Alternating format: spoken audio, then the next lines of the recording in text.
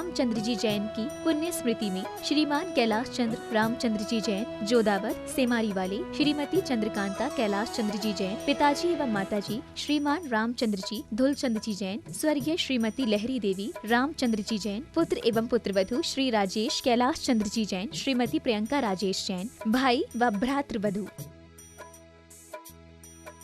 पुत्री व दामाद, बहन एवं बहनोई, प्रतिष्ठान Rajesh hardware and paint smart, Vastral road, Ahmedabad.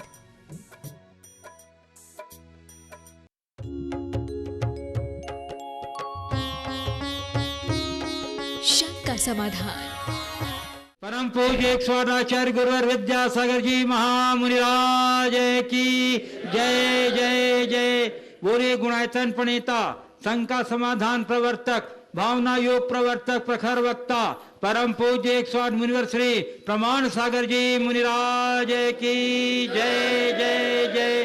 बोलिए परम पूज्य 108 मुनिवर श्री हर सागर जी मुनिराज की जय जय जय। प्रिय बंधुओं, कटने की चतुर्मास की शानंद संपन्नता के उपरांत पूज्य देव के का मंगल वह विहार शासक श्री 6 सम्मेद शिखर जी के लिए हुआ और अब सम्मेद शिखर जी की ओर बढ़ते हुए गुरुदेव के पावन चरण सम्मेद शिखर के काफी निकट आ गए हैं। आज गुरुदेव की आहारचर्या शिखर जी से मात्र 15 किलोमीटर पूर्व चैनपुर माध्यमिक विद्यालय के प्रांगण में संपन्न हुआ और वहीं मध्याह्नकालीन विश्राम भी है और वहीं से आज का शंका समाधान कार्यक्रम प्रसारित भी हो रहा है।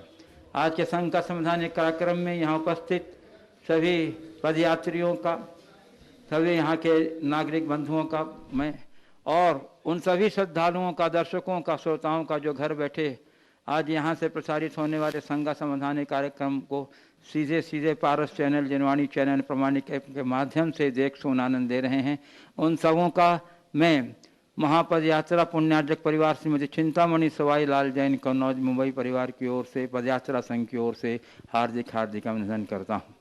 मैं आपको लिए चलूँ शंका समाधान की ओर। इसके पूर्व रोज की तरह हम लोग सर्वप्रथम गुरुदेव के चरण कमलों में त्रिवार नमोस्तु निवेदित करते हुए उनके मंगल में आशीर्वाद से अपने को अभिषेक करके कृतार्थ करेंगे। तो हाथ जोड़िए, मस्तक झुकाइए और बोलिए मेरे साथ, नमोस्तु गुरुदेव, नमोस्तु गुरुदेव, नमोस्तु गुरुदेव। बोलिए मुनिवर्षि प्रमाण सागर जी महाराज की पूज्य गुरुदेव। मैं ऑनलाइन जिज्ञासाओं के द्वारा प्रारंभ कर रहा हूँ शंका समाधान कार्यक्रम। प्रथम प्रश्न गुरुदेव चेन्नई तमिलनाडु से अजय जैन कह रहे हैं, महाराज श्री, मेरी शंका कर्म सिद्धांत के बारे में है। हमेशा यह बताया गया है कि कर्म अपना फल अवश्य देता है, ऐसा भी बताया गया कि उस फल की तीव्रता द्रव्य क्षेत्र काल के अनुरूप होती है। तो फल देने में हम कर्म फल की सत्ता माने या द्रव्य क्षेत्र काल की? अगर द्रव्य क्षेत्र काल को हम नियंत्रित कर लें तो हमें कर्म के फल से घबराने की जरूरत नहीं। कर्म बंध तो अनादिकाल से हमने किए हैं, कौन सा कर्म उदय कब होगा यह तो हमें बता नहीं सकते और हमारा उस पर नियंत्रण भी नहीं है। क्या यह हमारा विचार से सोच सही है? कृपया समाधान करें। देखिए, आपने जो विचार व्यक्त किया है किसी अपेक्षा से सही है, पर थोड़ी समझ को और सही बनाने की जरूरत है।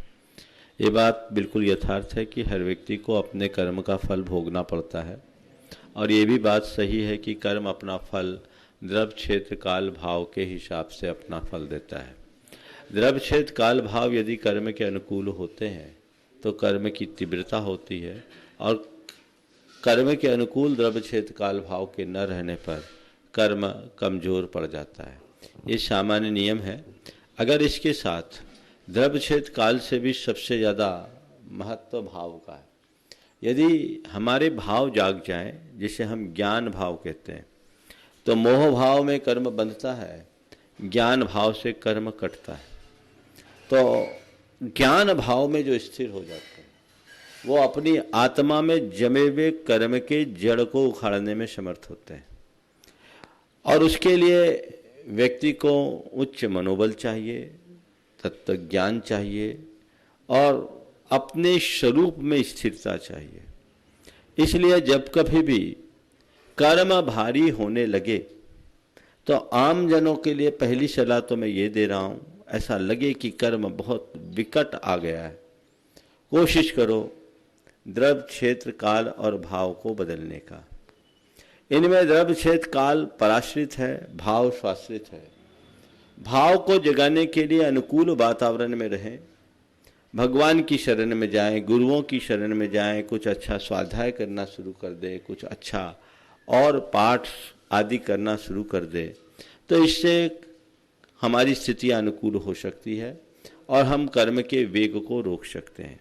जिस समय कर्म का प्रबल वेग होता है उस समय कोई भी निर्णय न ले, उस निर्णय को टालने का प्रयास करें।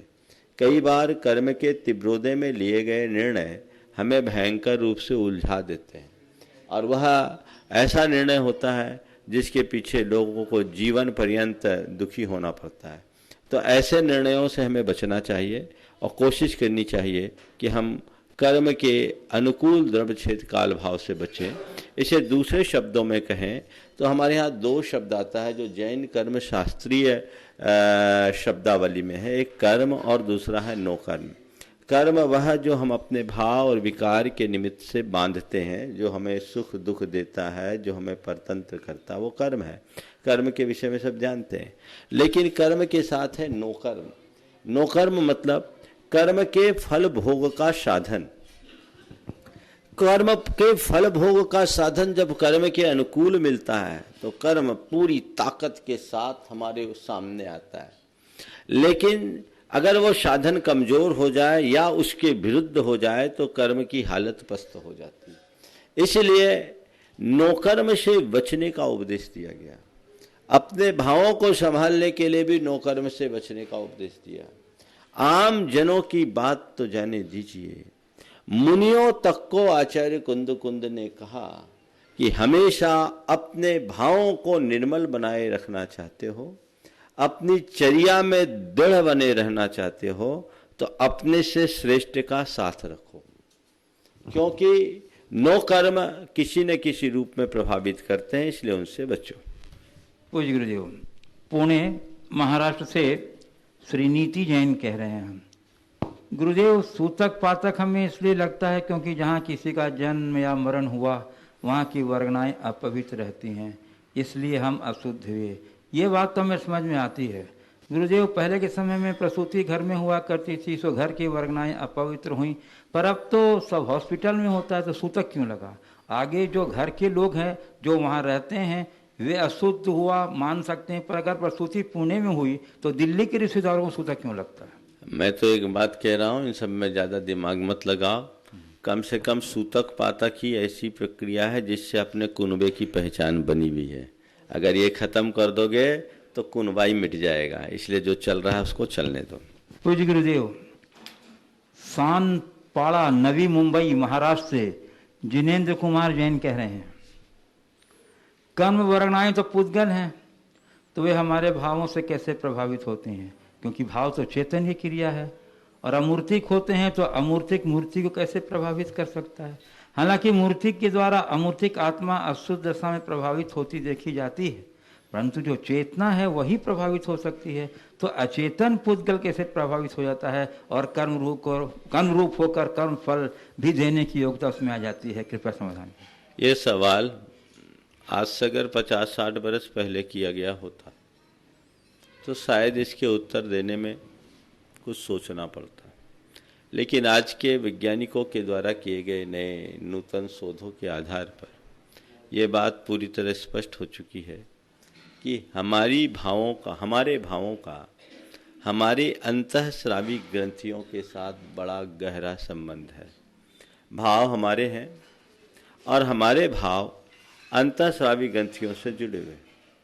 हम जैसे भाव रखते हैं हमारे अंदर की अंतःस्रावी ग्रंथियाँ उस तरीके से प्रभावित होती है।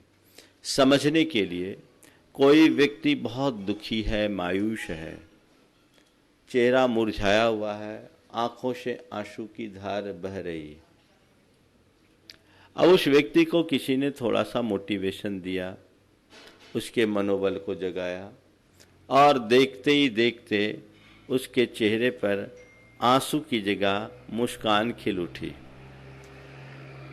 रुदन और मुस्कान परस्पर दो विरोधी भाव दशा है, लेकिन थोड़ी देर पहले रुदन और थोड़ी देर बाद मुस्कान, इसके पीछे क्या कारण, क्या बदला?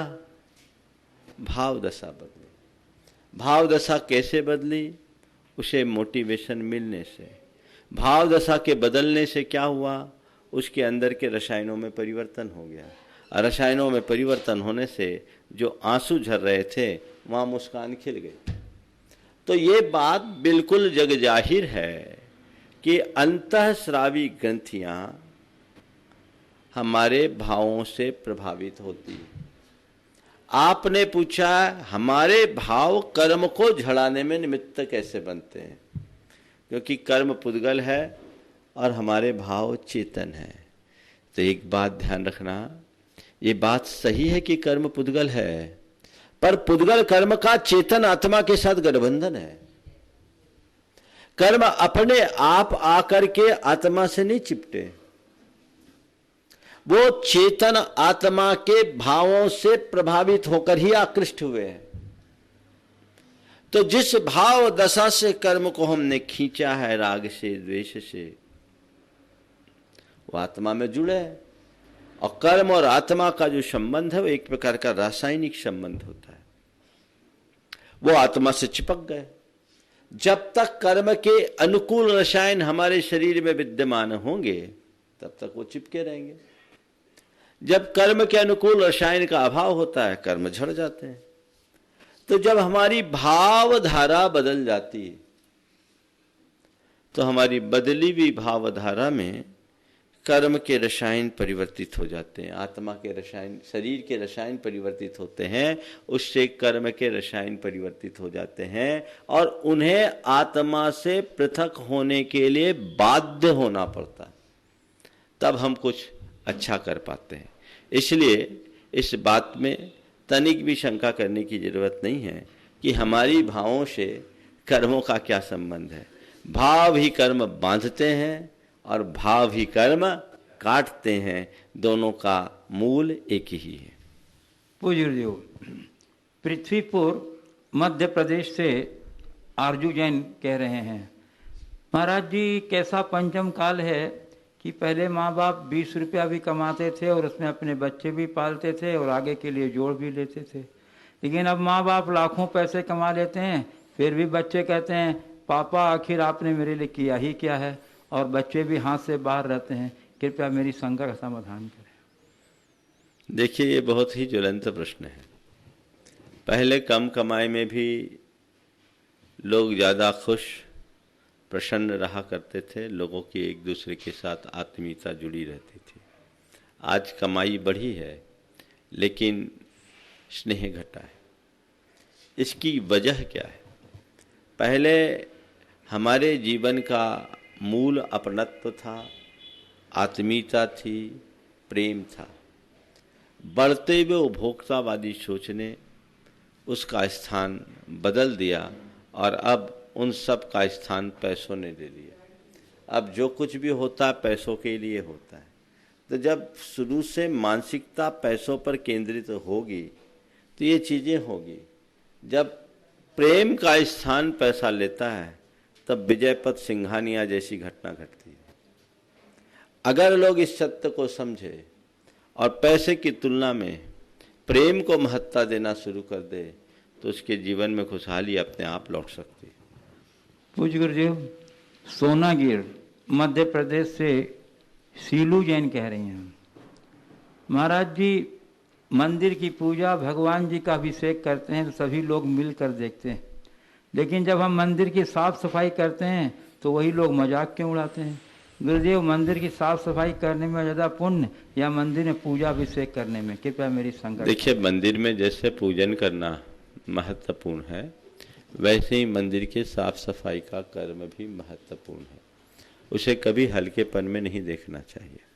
आपको एक बात बताऊं, गुरुदेव के मुख से मैंने सुना, सरसेठ भागचंद जी सोनी के पिताश्री, संभवतः टीकम चंद जी सोनी, जिन्होंने अजमेर की नशियाँ बनाई, उनके विषय में बताया कि वे अपने घर से बग्घी से नक्शे आते थे और नसिया के थोड़े देर पहले वे उतरते थे, पैदल जाते थे, अपने हाथ से मंदिर खोलते थे और अपने हाथों से मंदिर की सफाई करते थे। उनसे किसी ने कहा कि आप ये सफाई क्यों करते हैं, किसी आदमी को क्यों नहीं रख लेते, आप काम क्यों करते हैं? तो उन्होंने जो जवाब दिया वो बहुत ध्यान देने लायक है और एक सच्चे श्रावक की पहचान भी प्रकट करता है। उन्होंने कहा कि त्रिलोकीनाथ के दरबार की सेवा से बढ़कर के और पुण्य क्या हो सकता है? आप वो अधिकार मुझसे क्यों छीनना चाहते हैं?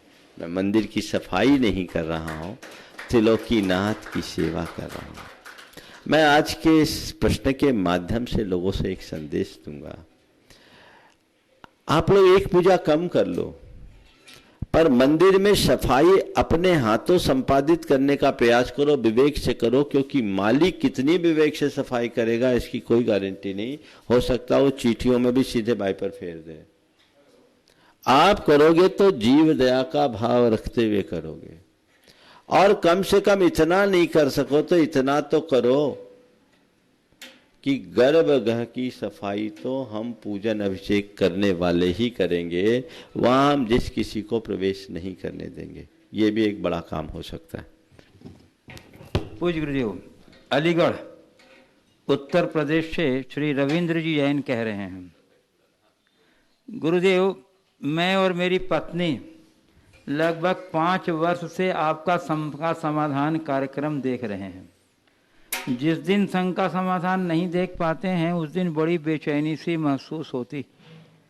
गुरुदेव मेरा प्रश्न यह है कि हमने आज तक आपके चरणों के बिना दर्शन किए ही आपको अपना गुरु मान लिया, तो क्या ऐसे गुरु भक्तों को जिसने आपको देखा नहीं, आपने देखा नहीं, आप अपना भक्त समझ कर आशीर्वाद देने की कृपा करेंगे? क्या आपका आशीर्वाद हम तक पहुंच सकेगा? भैया आप तो रोज ही सबको आशीर्वाद पहुंचाते हो 2 बार, कंजूसी कहाँ है?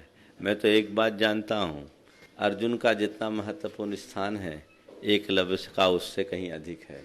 बस हमारी निष्ठा होनी चाहिए, तभी हम कुछ कर पाएंगे। मैं यहाँ कुछ उपस्थित जिज्ञासुओं को आमंत्रित करना चाहता हूँ। प्रथम क्रम में इस महापद यात्रा के संयोजक परिवार श्रीमती चिंतामणि समाई लाल मुंबई कन्नौज के श्री श्रीमोनी संरक्षक श्री पंकज जी जैन और उनके साथ श्रीमती पद्मा जैन, और उसके बाद तैयार रहेंगे इसी परिवार के श्री अतुल जैन और उनके बाद श्रीमती आरती जैन। नमोस्तु गुरुवर। जिनका जीवन संयम सरिता का निर्मल यश कहता है, शंका समाधान से जन जन का कल्याण सदा ही करता है, जिसने अपना जीवन अर्पण कर दिया धर्म को सारा, विद्या सिंधु श्री प्रमाण सागर जी को शत शत नमन हमारा, शत शत नमन हमारा। नमोस्तु गुरुवर। गुरुवर आज एक गंभीर समस्या से हम सब उलझ गए हैं। आज व्हाट्सएप, फेसबुक ये ला इलाज रोग और नशा बन गया है। इसकी जकड़ में छोटा बड़ा निर्धन धनी सभी इसकी जकड़ में फंस चुके हैं, और आज ये हमारे धर्म ध्यान में भी कहीं ना कहीं बाधक बन रहा है। हम उपवास में 4 प्रकार के आहार का त्याग तो कर देते हैं, लेकिन इस व्हाट्सएप और फेसबुक इससे हम इसका त्याग नहीं कर पाते। हम इस गंदी आदत से कैसे बचें? गुरुवर समाधान कीजिए। देखिए, आदत तो कोई भी है, आदत होती है, और संकल्प के बल पर ही आदत से बचा जा सकता है। अगर कोई वज्र संकल्प ले ले, दृढ़ता अपना ले, तो सब चीज़ें छूट सकती है। मैं आपको एक बात बताता हूँ, ये सोशल मीडिया और इस तरह की चीज़ों में बहुत ज़्यादा एडिक्शन है, पर अगर लोग थोड़ा चाहे, अंदर से चाहे कि मुझे इससे बाहर निकलना है, तो निकल सकते हैं। मैं एक बात बता रहा हूँ, एक लड़की महाराष्ट्र की ही थी, वो अपने परिवार के साथ आई, बहुत दुखी थी, 18-19 साल की लड़की होगी, और उसे पोर्न वीडियोज देखने का एडिक्शन हो गया था। वो उसको कर भी नहीं पाती थी, छोड़ भी नहीं पाती थी, उसके हृदय में बड़ी गहरी आत्मग्लानि थी, और उससे उत्प्रेरित होकर उसने सुसाइड करने का अटेम्प्ट तक कर लिया था। परिवार के लोग मेरे पास लेकर आए, मैंने उन्हें समझाया। समझाने के बाद मैंने उन्हें कहा कि भावना योग करो, और एक कमांड अलग से दो। मुझे वही करना है जो काम, मुझे वही देखना है जो काम का है, मुझे वही देखना है जो काम का है, मुझे वही देखना है जो काम का है। आप सब सुनकर के आश्चर्य करेंगे। 3 महीने बाद वही परिवार मेरे पास फिर आया और कहा महाराज जी काया पलट हो गई, अब आज तक कभी इच्छा ही नहीं हुई। इस घटना को लगभग 4 साल से ऊपर हो गए, वो बाहर हो गई। तो ये जो भावना योग है उसका अगर इस तरीके से प्रयोग करे तो अपनी एक एक दुर्बलताओं को दूर किया जा सकता है। हमें अपने सबकॉन्शियस माइंड में उन सब बातों को अंकित करना जरूरी है जिनकी हम अपेक्षा रखते हैं, जैसा हम होना चाहते हैं, जैसा हम पाना चाहते हैं, उसकी धुन जगानी होगी, तभी होगा। कोई सोच ले कि एक बार हम मन हटा दे तो हट जाए, तो मन है बार बार, फिर मौका मिलेगा तो जाएगा, फिर मौका मिलेगा तो जाएगा। तो एक तरीका ये है, और दूसरा तरीका ये भी और है। अगर इससे बचना है थोड़े दिन के लिए स्मार्टफोन का त्याग कर दो, समस्या हल हो जाएगी। स्मार्टफोन रखो ही नहीं और उसमें अपने किसी सहयोगी को रखो कि भैया मुझे ये रखना ही नहीं। मैं समझ रहा हूँ ये आप अपने लिए नहीं पूछ रहे हैं, सबके लिए है, लेकिन इस तरह के उपाय करने से ही फर्क पड़ेगा। और एक बात और, ये एडिक्शन होता क्यों है, हमें उसकी जड़ में भी जानना चाहिए। आज लोग प्रायः बच्चों पर ये आरोप लगाते हैं बच्चे मोबाइल के आदी हैं। बच्चों को मोबाइल दिखाया किसने? माँ प्रेग्नेंट है और पूरे 9 महीने तक मोबाइल चला रही है, तो बच्चा तो पेट से ही मोबाइल चलाएगा। कुछ दिन पहले एक वीडियो क्लिप मुझे दिखाई थी किसी ने, एक दूध पीता बच्चा था, वो बहुत जोर जोर से रो रहा था। उसके हाथ में मोबाइल दिया, चुप, और मोबाइल लिया तो वैसे रोना शुरू कर दिया कि मत पूछो। तो चाहिए, आप चाहते हैं कि आपकी भावी पीढ़ी अच्छी हो तो आप अपना जीवन अच्छा बनाना शुरू करिए, उनके लिए एक अच्छा आदर्श बनाइए। बच्चों के सामने आप खुद तो मोबाइल यूज करोगे, इंटरनेट यूज करोगे, ज़रूरत से ज़्यादा यूज करोगे, अब बच्चों को रोकोगे तो बच्चों का मन तो चलेगा ही। मेरे संपर्क में एक ऐसे दंपति भी हैं जो ऑफिस से बाहर इंटरनेट का उपयोग ही नहीं करते, सिंगापुर में है, और कई लोग हैं ऐसे, वो ऑफिस से बाहर इंटरनेट का प्रयोग ही नहीं करते। बोले क्यों? अगर हम इस तरह से इंटरनेट का प्रयोग करेंगे तो हमारे बच्चों पर दुष्प्रभाव पड़ेगा। तो जब आप किसी को बदलना चाहते हैं तो उसके लिए खुद को त्याग करना जरूरी। श्री अतुल जैन। नमोस्तु महाराज जी, नमोस्तु महाराज जी। महाराज जी, हमारा क्वेश्चन सम्मेद शिखर के लिए है। जब अजितनाथ भगवान सम्मेद शिखर में आए तो पूरा पहाड़ खाली था, बाकी जब भगवान आते रहे तो क्या अपनी जगह ढूंढते रहे? जैसे कि शीतलनाथ भगवान के पास में जाके अनंतनाथ भगवान पहुंच गए, उस समय तो पूरा पहाड़ खाली था, तो अनंतनाथ भगवान वहां क्यों बैठे? ऐसा है, अगर स्थूल दृष्टि से देखेंगे तो ऐसा ही होगा। कोई भगवान तो बहुत कंजस्टेड है, शीतलनाथ अनंतनाथ तो बहुत ही कंजस्टेड है, ऐसा नहीं। सबसे पहली बात तो सम्मेद शिखर पर्वत का स्वरूप यही नहीं है, ये 12 योजन का पर्वत है। स्थान नियत है, स्वरूप नहीं। 12 योजन यानी 48 कोस, 48 कोस यानी 96 माइल। उस हिसाब से तो आज तो 4 माइल का ही रह गया, 8 माइल का रह गया होगा ज़्यादा से ज़्यादा उसका रेडियस, बहुत ज़्यादा नहीं बचा, तो ये बहुत थोड़ा रह गया है। तो पर्वत का दिनों दिन क्षरण हुआ। जिस समय अजितनाथ भगवान आए होंगे ना, उस समय पर्वत 12 योजन का ही रहा होगा। आप ये भी सवाल कर सकते थे कि अजितनाथ भगवान की शरीर की अवगाहना 450 धनुष की थी। 450 धनुष का मतलब होता है 4 हाथ का एक धनुष, 1800 हाथ, 1800 हाथ यानी 2700 फीट। आज 4440 फीट तो हाइट है उसकी सी लेवल से। तो आज के पर्वत के हिसाब से देखेंगे तो अजितनाथ भगवान ऐसे हाथ करेंगे ना तो पहाड़ के शिखर को छू लेंगे। तो ऐसा नहीं है, ये पर्वत एक लंबे कालावधि में धीरे धीरे खिरा है। अगर हम भौगोलिक दृष्टि से विचार करें तो इसे अवशिष्ट पहाड़ की श्रेणी में लिया जाता है। ये जो पर्वत श्रृंखला है इसे अवशिष्ट पहाड़ माना जाता है। अवशिष्ट पहाड़ यानी जो बड़ा रूप था धीरे धीरे घटा है, वो अवशिष्ट पहाड़ है। दिनों दिन शरण होता है। तो ये हर भगवान का अलग अलग स्थान था।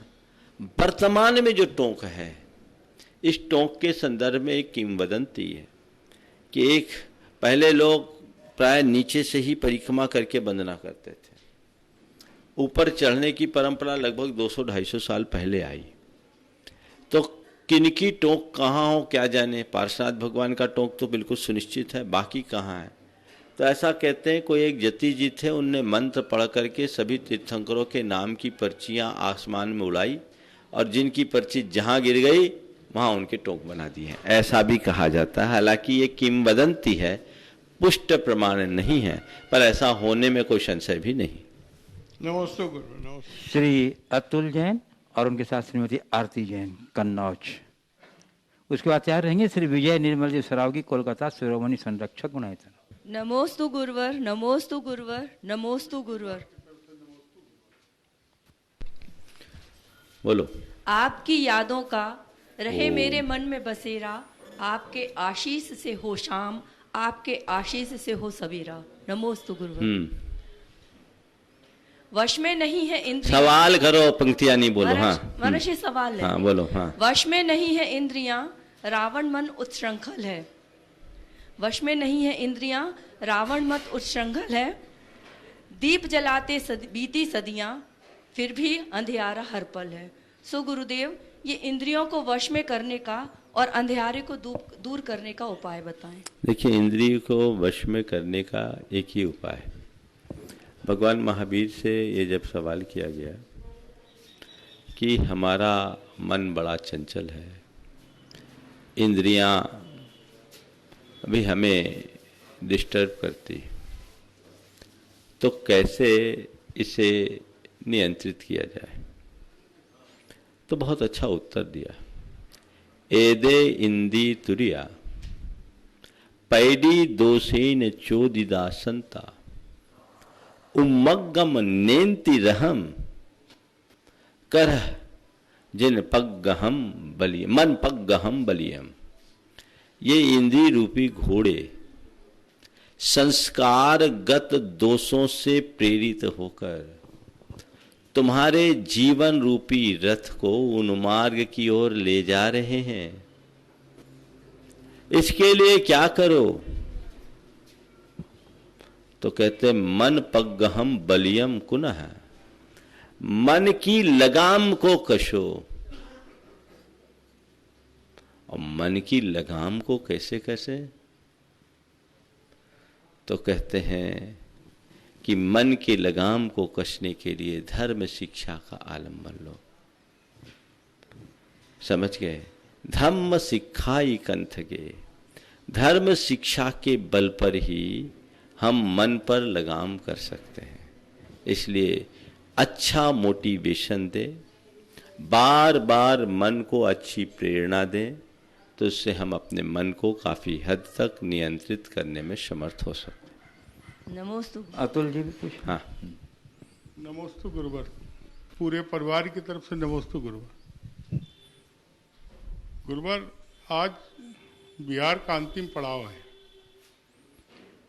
तो हम सभी लोगों का धन्यवाद देना चाहते हैं, जिन सब लोगों ने जिन्होंने सहयोग किया हमारा। बहुत बहुत बोलिए। खास तौर से हम अपने प्रेमी भैया रमेश भैया, सरावगी जी और मोदी जी का और मंटू भैया का विशेष तौर पे बहुत बहुत धन्यवाद देते हैं। सब लोगों ने हमारा सहयोग किया। महाराज जी एक आशीर्वाद ये चाहते हैं कि आगे भी आशीर्वाद हमको दे दीजिए आप। और चक्कर क्या है कि हमारे प्रेमी भैया में एक लोग पास हो एक लोग फेल हो, ये भी अच्छी बात नहीं है। थोड़ा दुख सबको होता, प्रेमी भैया को भी दुख हुआ है, इसलिए ऐसा आशीर्वाद दीजिए दोनों लोग पास हो जाएं आगे भी। हो गया? नहीं, आशीर्वाद लेके जाएंगे हम। देखो, अभी आशीर्वाद तो कल दूंगा ना, अभी पहुंचा दो, अभी कसर बाकी है, कल सुबह दूंगा। हाँ, अभी पहुंचने दो। आपने बहुत अच्छी भावना व्यक्त की है। और एक भावना और है हाँ। कि जब भी आप गुणायतन के बाहर कदम रखें तो हमको प्रेमी भैया दोनों लोगों को आशीर्वाद दीजिए। बहुत सुंदर। बहुत अच्छी भावना है, इस विषय में मैं कल बताऊंगा। बहुत बढ़िया। नमस्ते गुरुवार। गुनाहतन के शिरोमणि संरक्षक श्री विजय जी निर्मल जी सरावगी कोलकाता, और उसके बाद तैयार रहेंगे श्री प्रमोद जी एंड श्रीमती सुधा जी जैन काला कोलकाता। गुरुदेव के चरणों में मेरा सपरिवार कोलकाता समाज की ओर से बारंबार नमोस्तु। गुरुदेव, ऐसा कहते हैं कि इस मेटेरियलिस्टिक वर्ल्ड में सब कुछ खरीदा जा सकता है। मेरा प्रश्न है कि क्या हम खुशी को भी खरीद सकते हैं क्या? यही तो एक बात है। खुशी अगर खरीदने और बेचने की चीज़ें होती ना तो पता नहीं अभी तक कितनी दुकानें बन गई होती। सब चीज़ें खरीदी बेची जा सकती, न खुशियाँ खरीदी जा सकती है न बेची जा सकती, वह केवल महसूस की जा सकती। इस सत्य को जो जाने ले वो अपनी सोच को बदल ले, भौतिकता की तरफ उसकी दृष्टि ही शेष न रहे। तो हमें इस जीवन के परम सत्य की तरफ अपना ध्यान केंद्रित करने की जरूरत है। नमस्ते। श्री प्रमोद जी जैन एंड श्रीमती सुधा जी जैन काला कोलकाता, और इसके बाद मैं आमंत्रित करूंगा गुणायतन के यशस्वी अध्यक्ष एवं कर्मठ अध्यक्ष श्री विनोद जी काला, जो आगे के कार्य एक दो बात अच्छा। तो इसके बाद तैयार रहेंगे प्रोफेसर एस सेठी बड़वानी। नमोस्तु नमोस्तु नमोस्तु गुरुदेव।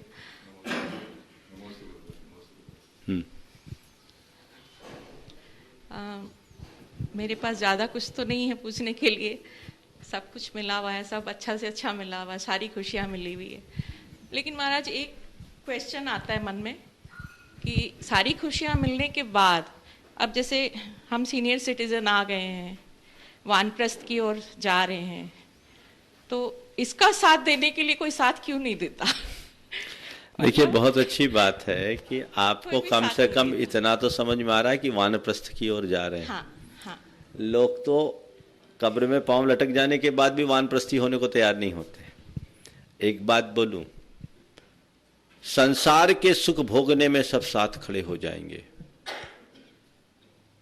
लेकिन मुक्ति के मार्ग में तो अकेले ही जाना पड़ता है। लेकिन साथ तो चाहिए। आप साथ पकड़ोगे तो अटक जाओगे। ठान लो, पीछे वाला अपने लगेगा। समझ गए? जब तक हम साथ की बात सोचेंगे कहीं न कहीं व्यवधान आएगा। लक्ष्य रखना चाहिए। हालांकि इस कार्य में उन लोगों को बहुत अनुकूलता होती है जो दंपति इस सोच से जुड़े रहते हैं।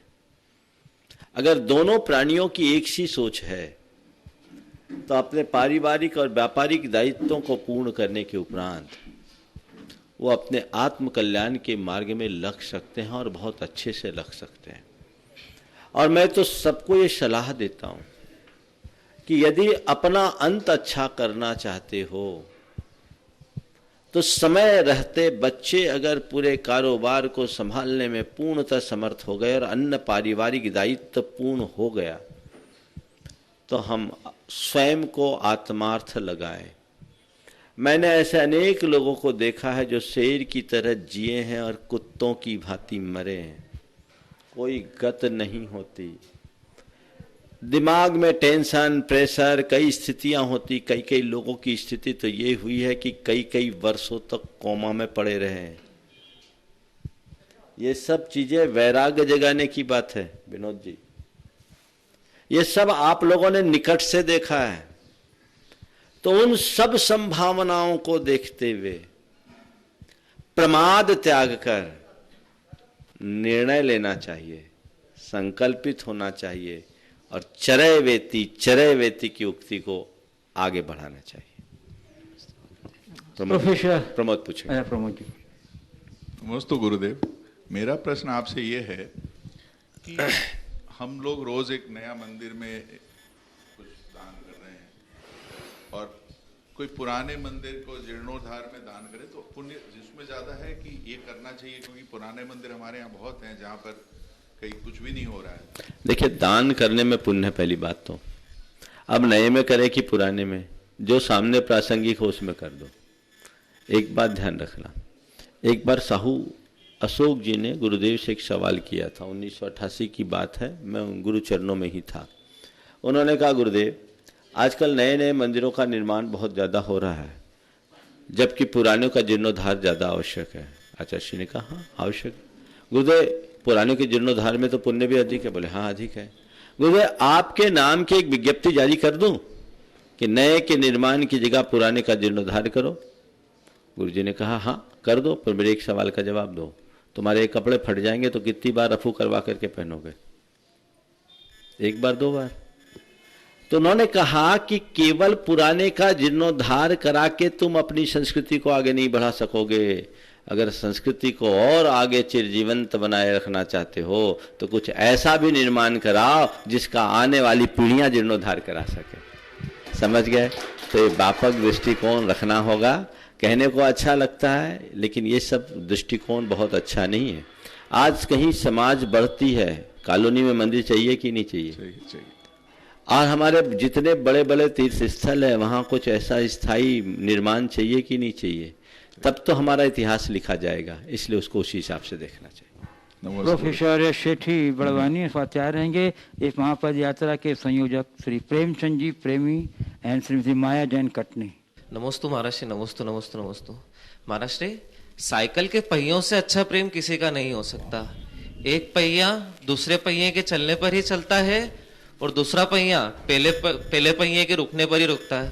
गुरुदेव, परिवार के इन पहियों को इस प्रेम की चेन से कैसे जोड़ें? परिवार के इन पहियों को इस प्रेम की चेन से कैसे जोड़ें कि कितना भी बड़ा स्पीड ब्रेकर आ जाए परिवार की गाड़ी नॉन स्टॉप ट्रेन से दौड़े? बहुत अच्छी बात है। परिवार के पहिए को इस प्रेम की चेन से कैसे जोड़ें कि कितना भी बड़ा स्पीड ब्रेकर आए परिवार की गाड़ी नॉन स्टॉप ट्रेन से दौड़े। ट्रेन से दौड़े। देखिए, सबसे बड़ी बात आपने जो उदाहरण दिया बहुत अच्छा है। साइकिल के दोनों पहिए एक दूसरे का साथ देते हैं, पर कब? जब दोनों चेन से जुड़े होते हैं। और चेन से जुड़ने के लिए मालूम क्या करना पड़ता है? चेन को जोड़ता कौन है? कांटे। चेन किस में फंसे होते? कांटे में। तुम्हारे प्रश्न का उत्तर तुम्हारे प्रश्न में ही है। जो कांटे को सहने में समर्थ होता वही चेन की डोर सुरक्षित रख सकता है। उसकी जीवन की चेन कभी उतर नहीं सकती। परिवार का प्रेम अगर चाहते हो, जीवंत रखना चाहते हो, तो हमें चाहिए कि हम उस तरीके से अपने जीवन को आगे बढ़ाएं कि सब कुछ सह सके। नमोस्तु गुरुदेव। हाँ, पदयात्रा के संयोजक श्री प्रेमचंद जी प्रेमी एंड श्रीमती माया जैन कटनी। उसके बाद तैयार रहेंगे गुणायतन के यशस्वी एवं कर्मठ अध्यक्ष श्री विनोद जी काला, जो कल अगवानी के कार्यक्रम के बारे में भी अपना विचार रखेंगे और अपनी जिज्ञासा भी रखेंगे। मुनिश्री के चरणों में त्रिवार नमोस्तु। मुनिश्री, साहस और समता में आपस में क्या संबंध है? और गुरुदेव, किसी भी प्रकार की विषम परिस्थितियों में इनको बनाए रखने के लिए क्या करना चाहिए? देखिए, साहस और क्षमता दोनों अलग अलग चीज है। साहस का मतलब होता है चाहे कैसी भी स्थिति हो उसका सामना करने की मनोदशा, हृदय का उल्लास, उमंग।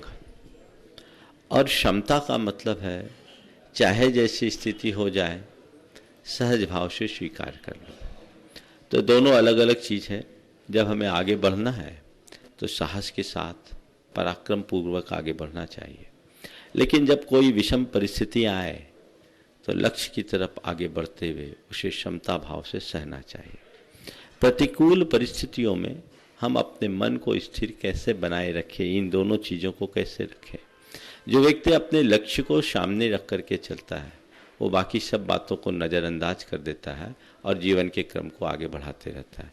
हम हमेशा अपने लक्ष्य को सामने रखें जिससे हमारे जीवन का क्रम व्यवस्थित हो। नमस्ते। श्री विनोद जी काला, गुणायतन के यशस्वी अध्यक्ष। वो एक बार जयकारा ले लेते हैं। बोलिए संत शिरोमणि आचार्य श्री विद्यासागर जी महाराज की, बोलिए परम पूज्य मुनि श्री प्रमाण सागर जी महाराज की, बोलिए परम पूज्य मुनि श्री हरे सागर जी महाराज की, बोलिए समस्त आचार्य संघ की। अब इंतजार की घड़ियां समाप्त होने चली हैं और गुणायतन परिवार का तो खुशी का ठिकाना ही नहीं है। हम इतने खुश हैं कि महाराज श्री माने अब खुशियां जाहिर नहीं कर पा रहे हैं कि कितने हमारी खुशियों की कितनी खुशियां हैं महाशय। बहुत अच्छा लग रहा है कि कल सुबह आपका प्रवेश होने जा रहा है गुणायतन में। हम कितने सालों से इसका इंतजार कर रहे थे। एक परमाशी, हम तो अगवानी बड़ी जबरदस्त करवाना चाहते थे, पर आपने सबके मंगल के लिए हमें कह दिया कि एकदम सीधी सादी निकालोगे, कुछ नहीं करना तुम लोगों को। और सबको रोक, हमको ये भी इंस्ट्रक्शन दिया महाशय, निर्देश दिया कि जो आ रहे हैं उनको मना भी कर दो। महाशय हमने सब किया, महाशय पूरी कोशिश की, पर क्या करें महाशय, वो 2 दिव्य घोष वाले पहुंच गए महाशय। देखिए वो टीकमगढ़ से और मावली वाले सब आ गए महाशय। आपका अगर आपसे विनम्र निवेदन है कि जब आ गए महाशय इनको, तो कम से कम आप आज्ञा दें कि हम इनको साथ में रखें अगवानी के समय कल सुबह। और महाशय हम धन्यवाद देना चाहेंगे, शुक्रगुजार अदा करना चाहेंगे अपने दिलो दिमाग से। हम उनको बहुत बहुत हार्दिक धन्यवाद देना चाहेंगे जिन्होंने इतनी विषम परिस्थितियों में भी जो ये एक इतिहास रचा है इस बिहार का, ये अपने आप में एक मिसाल बन गया है, महाशय। और इसके जो रचयिता हैं, उन रचयिताओं का नाम लेना मैं जरूरी समझता हूँ महाशय। और ये रचयिता, इनके लिए तालियों के गड़गड़ाहट से आप स्वागत करिएगा प्लीज। तो हमारे पुण्यार्जक श्रीमती चिंतामणि सवाईलाल जैन परिवार कन्नौज, तालियां साहब। श्री प्रेम जी श्रीमती माया जी परिवार कटनी पुण्यार्जक। संयोजक इंजीनियर श्री रमेश जी, श्रीमती अल्पना जी जैन, श्री अरन जैन, बिट्टू सतना, समस्त परिवार, जोरों जोरों से तालियां। समन्वयक श्री मनोज जी जैन कन्नौज। कहां है मनोज जी, चेहरा तो दिखाओ आप अपना, क्या बात है, वाह। और संपूर्ण व्यवस्था के लिए हमारे श्री मुकेश जी, कीर्ति जी हैं यहाँ पर मेरे ख्याल से, कीर्ति जी जैन सपरिवार, आपको बहुत बहुत बधाइयां। और भोजन व्यवस्था के लिए श्री मुकेश जी मोदी कटनी, श्री शरद सरावगी जी कटनी। मुकेश जी बहुत बहुत बहुत बहुत धन्यवाद, आपने तो सबको एकदम माने भोजन से तृप्त कर दिया। आपकी इतनी बड़ाइयां सुन रहा हूं मैं, क्या कहूं, थैंक यू।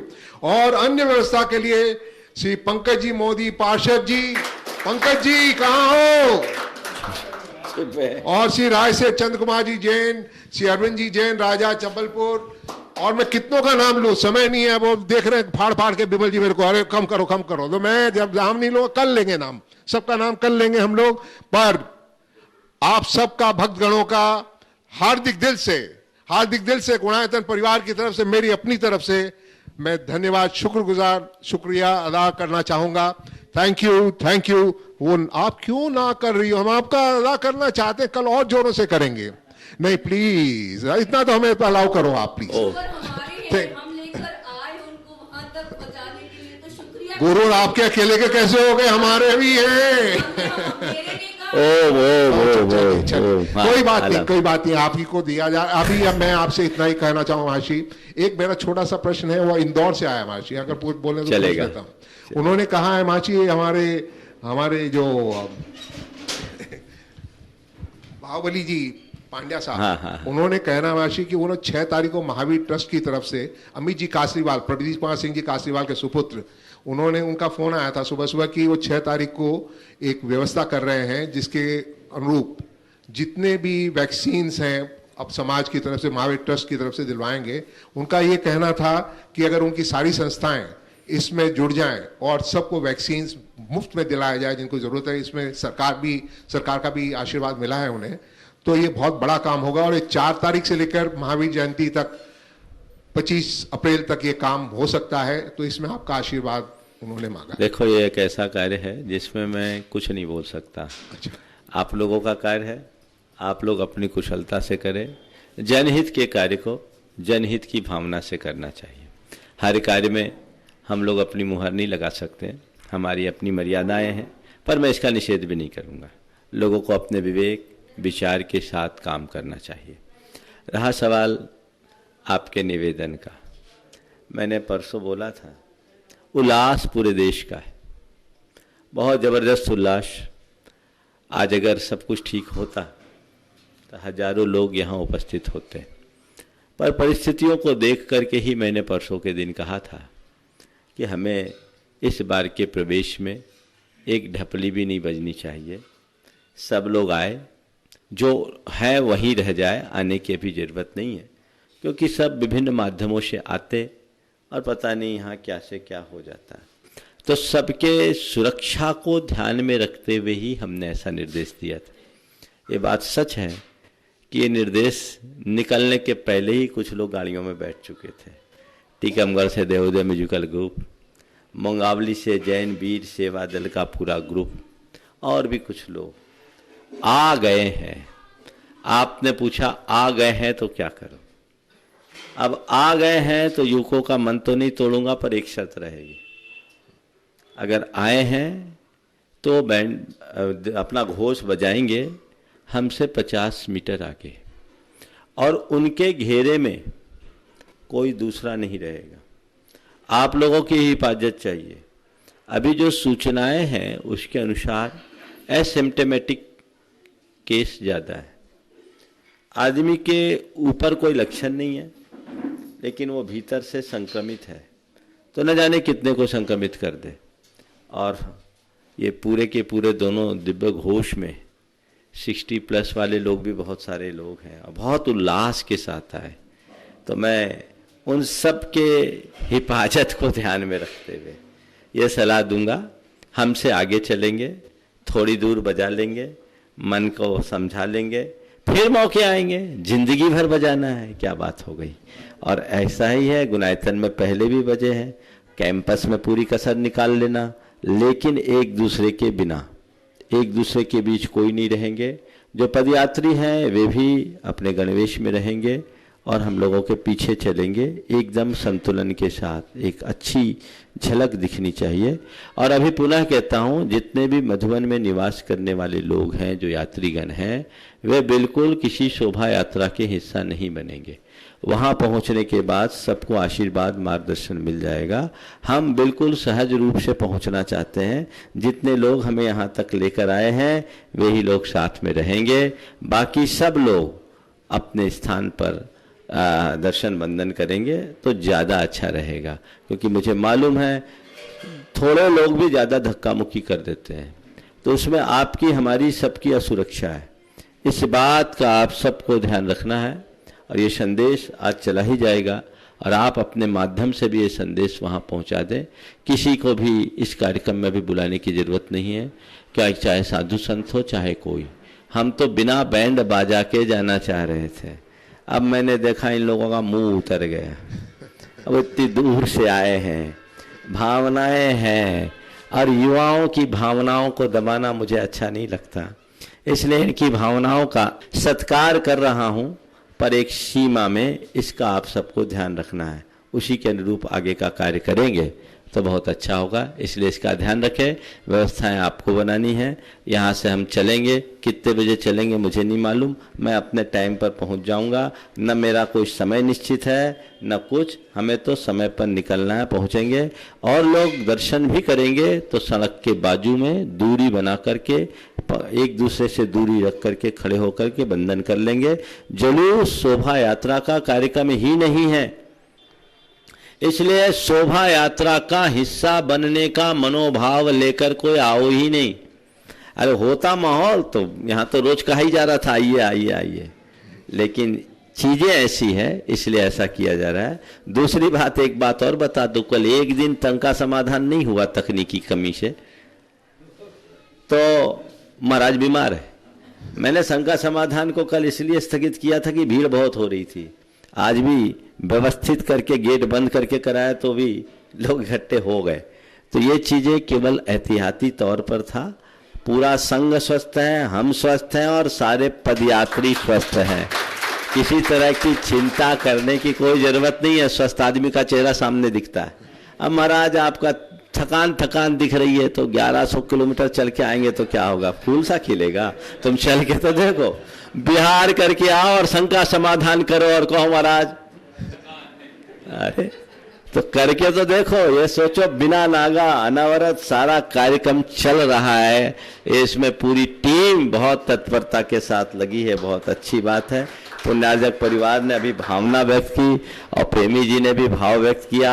अगली बार दोनों साझा के साथ करेंगे, बहुत अच्छी बात है। इस विषय में तो मैं कल चर्चा करूंगा, लेकिन हमेशा ये भाव रखना चाहिए और लोगों को एक सीख लेनी चाहिए। देव शास्त्र और गुरु की सेवा कैसी की जा सकती है, अगर वो सीखना है तो इन लोगों से सीखिए। बहुत ही अनुकरणीय आदर्श उपस्थित किया है। हम ऐसे ही करें, जितने लोग इस पद यात्रा में सम्मिलित हुए हैं उन सबको हम आशीर्वाद देते हैं।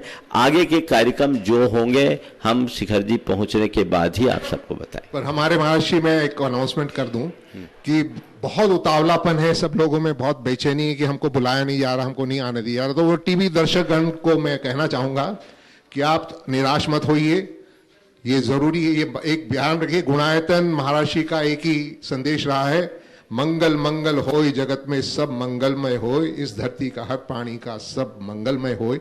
इसी को लेकर ये सब किया जा रहा है। पर आप निराश मत होइए, कल सुबह 8:20 पर जिनवाणी चैनल पर आपको वो सम्मान समारोह अच्छे से देख पाओगे। तो हमारे टीवी दर्शकगण निराश मत होइए, हमारे गुणायतन के परिवारगण निराश मत होइए, आप देख पाओगे टीवी के सामने में 8:20 पर। जय जिनेन्द्र महर्षि को नमोस्त। एक बार जयकारा महर्षि की, महर्षि। श्री आमंत्रित और गाड़ियां बाकी है। गुणायतन ट्रस्टी श्री मुकेश केसरी मृणाल जैन जो लगातार इस पद यात्रा में बहुत सक्रियता से योगदान दे रहे हैं, और उसके बाद तैयार रहेंगे श्री अवनीश जैन कोल्हापुर महाराष्ट्र। नमस्ते गुरुदेव।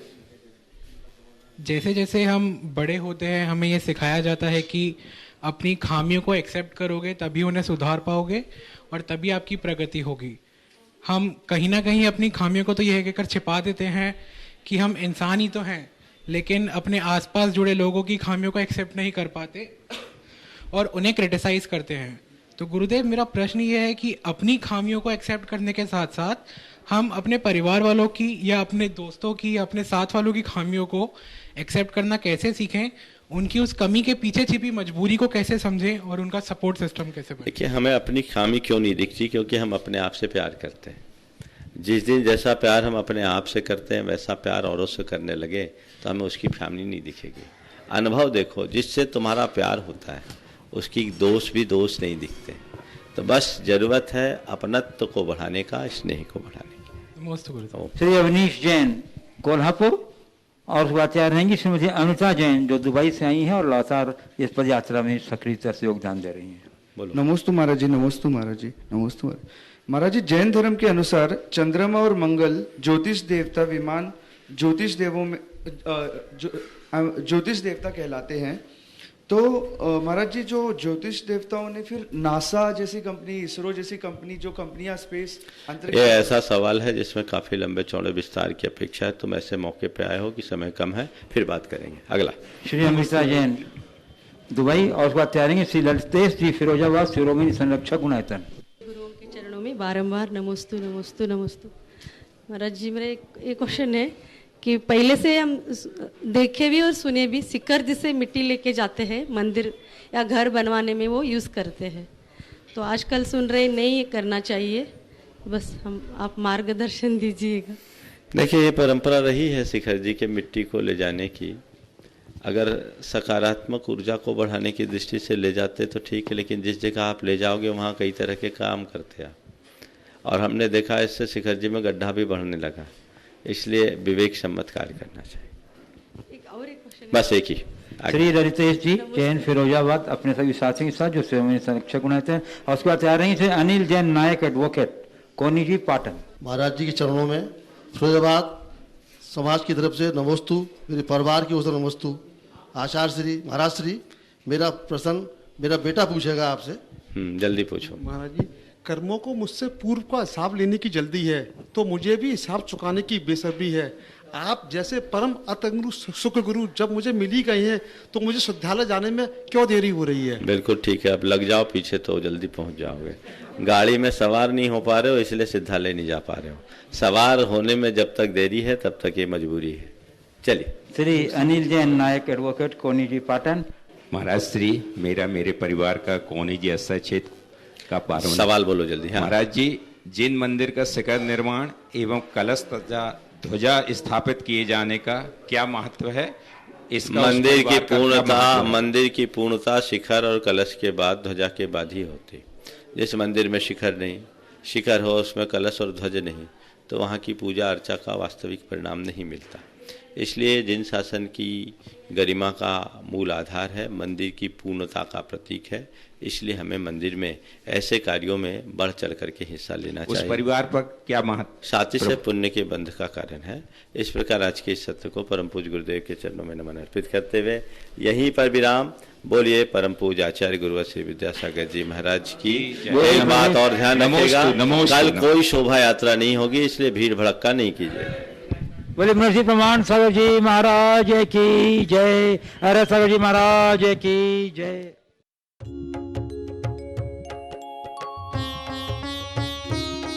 शंका समाधान। इस कार्यक्रम के पुण्यार्चक थे स्वर्गीय श्रीमती लहरीबाई रामचंद्र जी जैन की पुण्य स्मृति में श्रीमान कैलाश चंद्र रामचंद्र जी जैन जोदावर सेमारी वाले, श्रीमती चंद्रकांता कैलाश चंद्र जी जैन पिताजी एवं माताजी श्रीमान रामचंद्र जी धुलचंद जी जैन, स्वर्गीय श्रीमती लहरी देवी रामचंद्र जी जैन पुत्र एवं पुत्रवधु श्री राजेश कैलाश चंद्र जी जैन, श्रीमती प्रियंका राजेश जैन भाई व भ्रातृवधु, पुत्री व दामाद, बहन एवं बहनोई, प्रतिष्ठान Rajesh hardware and paint smart, Vastral road, Ahmedabad.